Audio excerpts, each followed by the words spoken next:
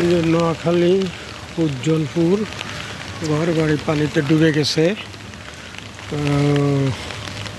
দেখেন একটা বিল্ডিং ডুবে গেছে এবং এই যে রাস্তাঘাট সব ডুবে গেছে পানিতে।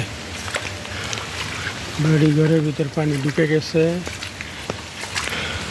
এই রাস্তাটা পুরো, যত নিচে যাব তত পানি, তত পানি,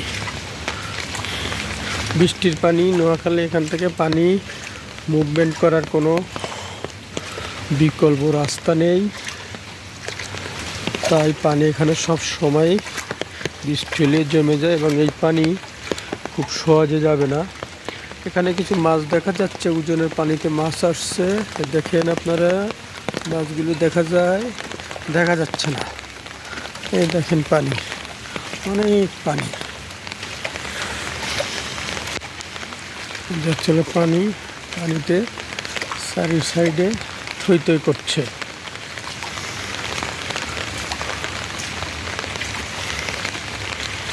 দেখেন